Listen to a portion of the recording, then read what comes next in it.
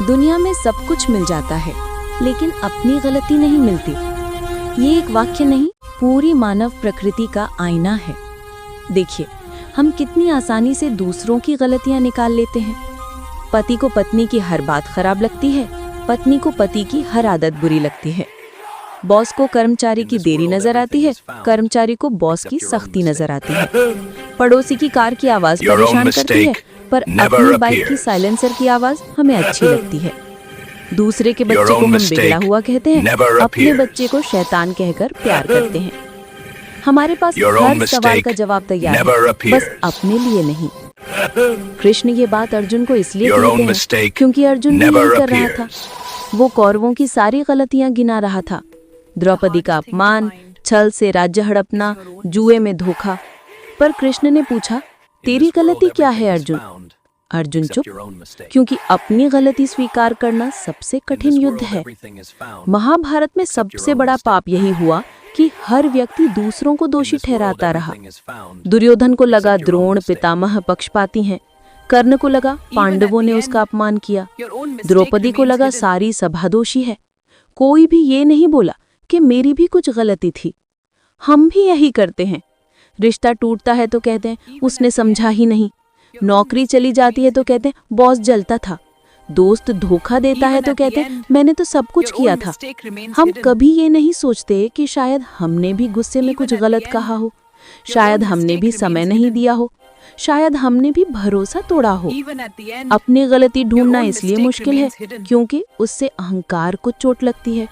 अहंकार कहता है मैं गलत कैसे हो सकता हूँ। जब तक अहंकार जिंदा है, अपनी गलती मर चुकी होती है। कृष्ण कहते हैं जिस दिन इंसान अपनी गलती देख लेता है, उसी दिन वो मुक्त हो जाता है। कर्ण ने अंतिम समय में स्वीकार किया कि गुरु भक्ति के नाम पर उसने गलत पक्ष चुना। अश्वत्थामा ने स्वीकार किया कि क्रोध में उसने रात का हमला किया। जिन्होंने गलती मानी उन्हें शांति मिली, जिन्होंने नहीं मानी वे मरते दम तक जलते रहे। आज भी यही हो रहा है। सोशल मीडिया पर हम दूसरों को ट्रोल करते हैं, पर अपनी भाषा पर गौर नहीं करते। दूसरे की पोस्ट पर कमेंट करते हैं तुम्हें शर्म नहीं आती, पर खुद वही गलती करते हैं तो बहाना तैयार है। हमारे पास हर गलती के लिए कोई ना कोई ठिकरा फोड़ने को तैयार है।